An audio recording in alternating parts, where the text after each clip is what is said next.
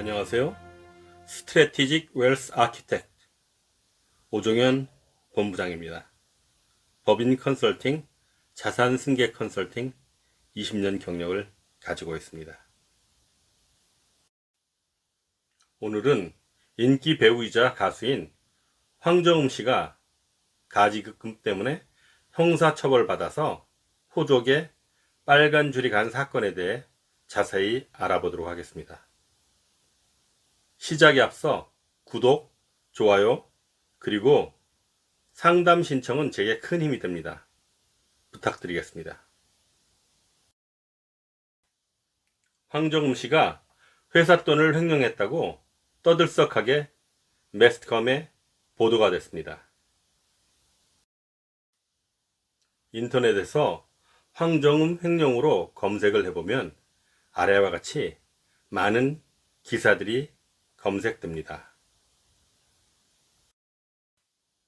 검찰에서 기소한 혐의는 황정음 씨가 본인이 대표이사이자 100% 주주인 훈민정음 엔터테인먼트 회사 돈 43억 4천만 원을 횡령해서 42억 원은 개인 명의로 코인에 투자하고 나머지 돈으로는 카드 대금, 이자 납부 등 소소한 용도로 사용했다는 혐의입니다. 사건의 흐름을 보면 지난 5월에 제주지방법원에서 1차 공판이 있었고요. 황정음 씨는 6월에 곧바로 횡령한 돈 44억 원을 개인 자산을 처분해서 상환했습니다. 8월 2차 공판에서 검찰에서는 징역 3년을 구형했고 9월 1심 선고에서 초범 인정, 횡령한 돈을 상환한 점 등이 참작되어 징역 2년에 집행유예 4년을 선고받고 마무리되었습니다. 40여 원의 회사 돈을 횡령하다니 황정음 씨가 간이 부었던 모양입니다. 아니, 금액을 떠나서 회사 돈을 횡령하다니요. 사전에서 횡령의 뜻을 찾아보았습니다. 본래의 정당한 방법이 아닌 가로채는 방식으로 타인의 재물을 불법으로 차지하는 행위라고 하네요. 즉, 황정음 씨가 회사 돈을 불법으로 가로챘다는 것인데요. 형법에서 횡령죄는 5년 이하의 징역 또는 1,500만 원 이하의 벌금형에 처하고 횡령 금액이 5억 원을 넘는 경우에는 특정 경제 범죄 가중처벌법에 의해서 가중처벌됩니다. 즉, 벌금형은 없고 반드시 형무소에 들어가서 징역을 살아야 합니다. 횡령 금액이 5억 원 이상이면 3년 이상의 유기 징역을 살아야 하고 50억 원 이상이면 무기 또는 5년 이상의 징역을 살아야 합니다. 회사 돈을 무단으로 가져다 쓰면 횡령죄가 성립되어 호적에 빨간 줄 가고 징역을 살아야 하는군요.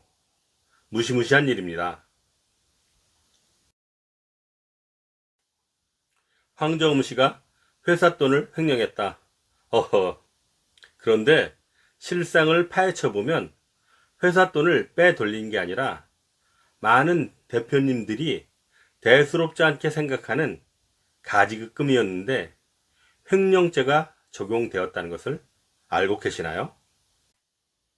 아마도 우리 대표님들 상당수는 횡령죄를 범하고 있으며 자칫하면 호적에 빨간 줄 가고 징역형을 살아야 할지도 모르겠습니다.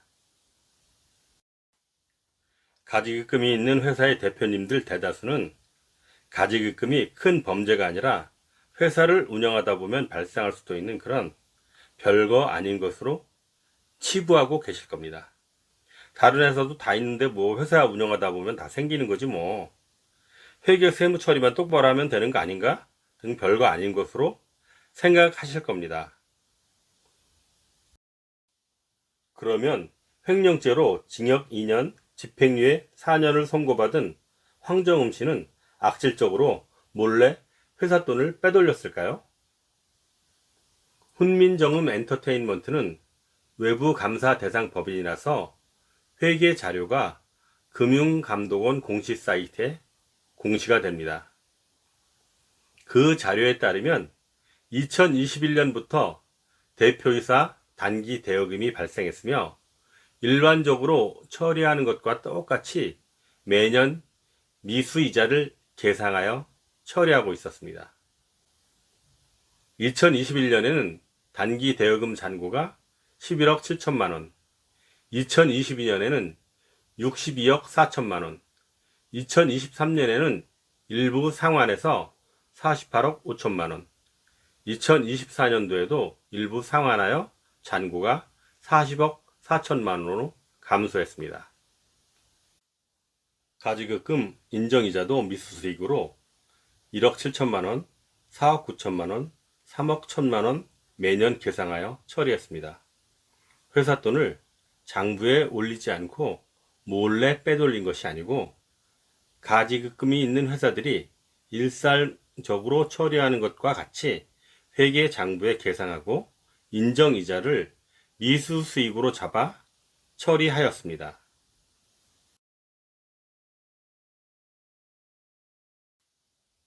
SBS의 관련 사건 보도 중에 양지민 변호사는 회사 돈을 개인적인 용도로 사용하는 것은 엄연한 회사 자금의 횡령에 해당한다고 말하고 있습니다. 대법원 판례에서도 가지급금을 횡령으로 판단하고 있습니다. 대법원 2014도 11263의 판시사항을 보면 회사 자금을 가지급금의 명목으로 인출하고 사용하는 것은 대표이사의 지위를 이용하여 회사 자금을 사적인 용도로 임의로 대여 처분하는 것으로 업무상 횡령죄가 성립된다고 하였고, 나중에 갚겠다는 의사가 있었다고 하더라도 업무상 횡령죄가 성립한다고 판시하고 있습니다. 본 판례 외에도 부산지방법원, 서울고등법원 등의 판례에서도 가지급금을 갖다 쓴 것을 횡령죄로 판단하여 징역형 또는 집행유예를 선고하고 있습니다. 우리가 범죄 행위에 해당한다는 사실에 대한 인식 없이 대수롭지 않게 생각하여 회사에서 잠시 자금을 빼서 사용하는 것이 그냥 누구나 다 하는 관례, 통념이 아니라 범죄에 해당한다는 것입니다. 가지급금 그냥 가볍게 넘길 일이 아닙니다. 그렇다면 가지급금 때문에 징역을 살 수도 있다는 것인데, 징역을 살지 않으려면, 즉 형사처벌을 받지 않으려면 어떻게 해야 할까요?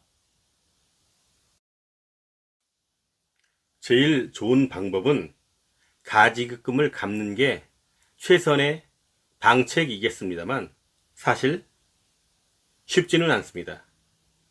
그래서 당장 갚을 수 없다면 우리 회사 장부에 계상된 가지급금이 왜 발생했는지 발생 원인을 따져봐야 하겠습니다.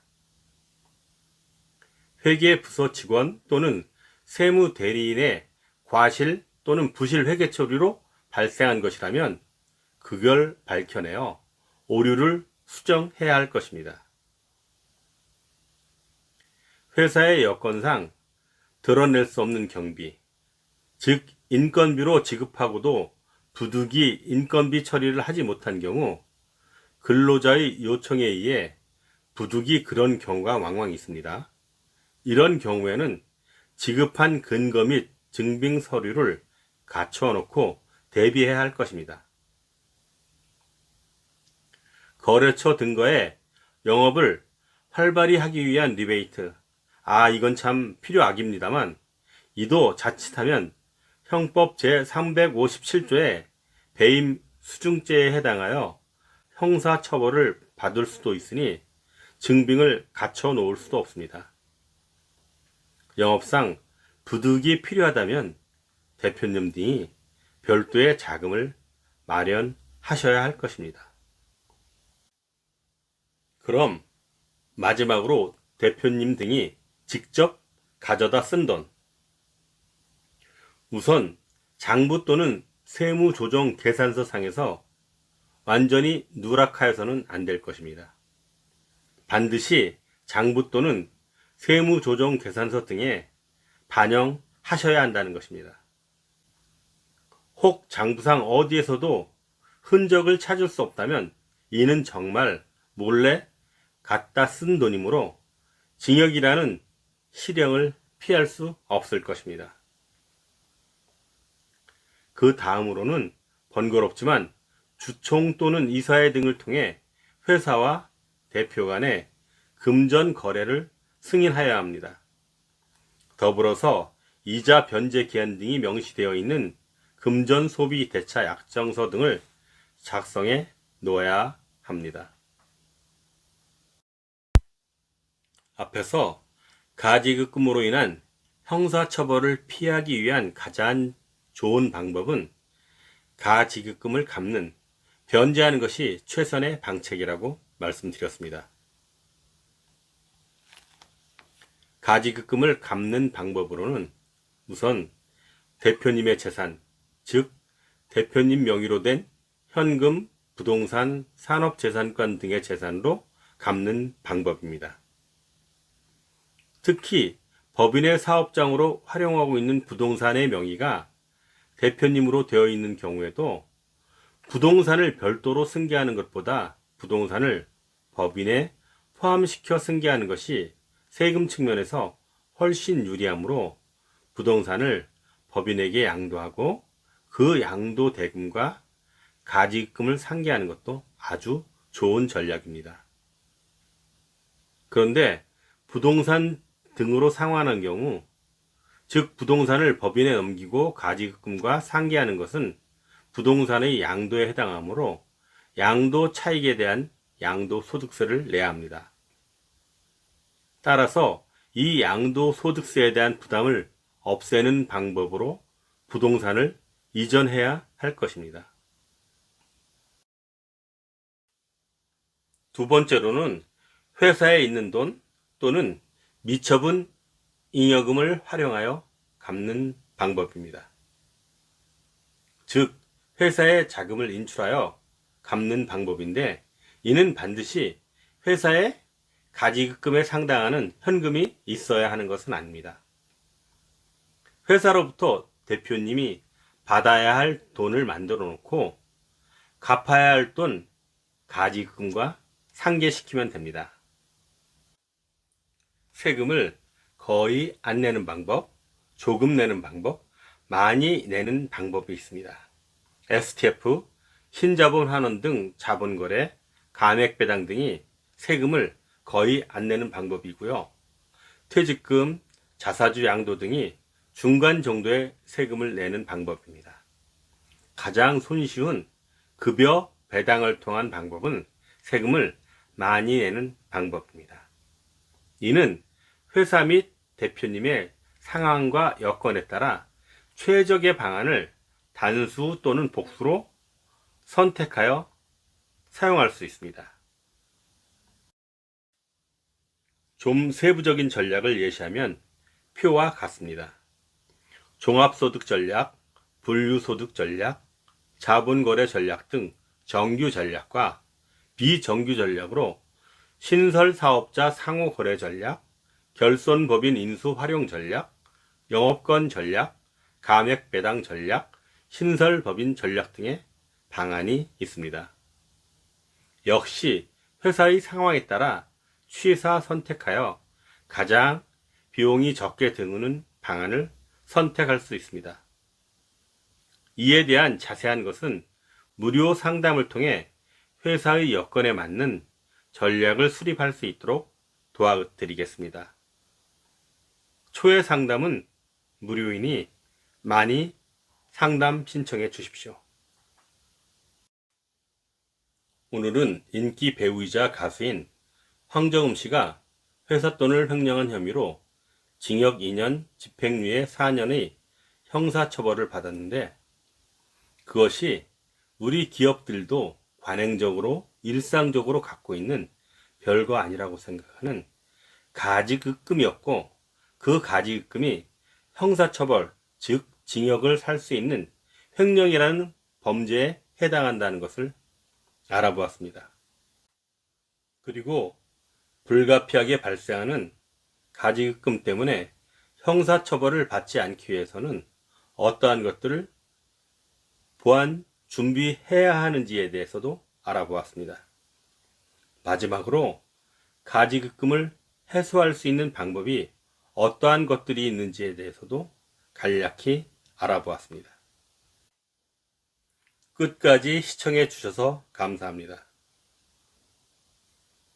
그리고 가지급금이 고민이시라면 지금 바로 위 번호로 문자 남겨주시거나 아래 링크로 상담 신청해 주십시오. 감사합니다.